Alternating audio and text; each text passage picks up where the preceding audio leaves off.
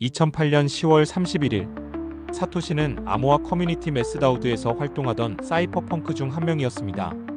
그날 그는 세상을 바꿀 한 문서를 공개합니다.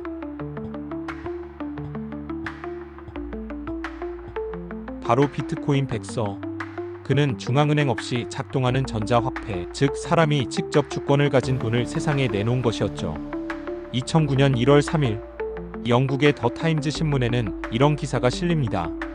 은행에 대한 두 번째 구제금융 위기에 처한 재무장관. 이 문장은 이후 비트코인의 0번 블록, 제네시스 블록 안에 새겨집니다. 사토시는 단순히 블록을 만든 게 아니라 당시 붕괴하던 금융 시스템에 대한 선언문을 새긴 것이었습니다. 그는 공정하게도 제네시스 블록의 보상 50BTC가 아예 사용할 수 없도록 코드를 짜두었습니다. 시작부터 탐욕이 개입할 여지를 원천 차단한 것입니다.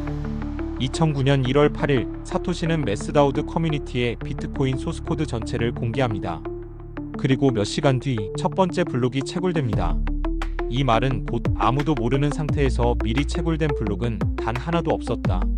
즉 비트코인은 완전히 공정한 출발선에서 시작했다는 뜻입니다. 하지만 또 하나의 의문이 생깁니다. 초창기 혼자서 채굴할 수 있었던 그가 정말로 이득을 취하지 않았을까? 비트코인은 평균적으로 10분에 1개의 블록이 만들어집니다. 그런데 사토시가 활동하던 시기의 데이터를 보면 그의 채굴 속도는 평균 10분에 약 0.6블록, 즉 풀파워로 채굴하지 않았다는 것이죠. 다른 채굴자들이 들어올 여지를 만들기 위해 일부러 쉬엄쉬엄 채굴한 것으로 보입니다. 그리고 2010년 중반 새로운 채굴자들이 늘어나자 사토시는 조용히 채굴을 멈춥니다. 그는 끝까지 공정함을 지켰습니다. 반면 수많은 알트코인들은 어떨까요? 사전 채굴, 임의 발행, 내부자 물량, VC 투자, ICO로 시작. 이들은 태생부터 불공정과 특권으로 출발합니다. 탈중앙화를 외치지만 실상은 중앙은행과 다를 바 없는 구조.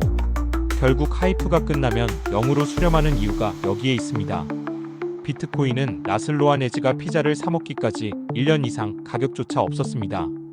아무도 돈을 벌기 위해 채굴하지 않았던 시절. 사람들은 오직 탈중앙화된 돈이라는 철학에 공감에 참여했습니다. 그들의 목표는 부가 아니라 자유였습니다. 마무리하겠습니다. 오늘날 수많은 코인들이 쏟아지지만 진정한 탈중앙화, 진정한 공정함, 그 시작은 단 하나, 비트코인뿐입니다. 사토시는 욕심이 아니라 철학으로 채굴했다. 구독과 좋아요는 영상 제작에 큰 힘이 됩니다. BTC 모아였습니다.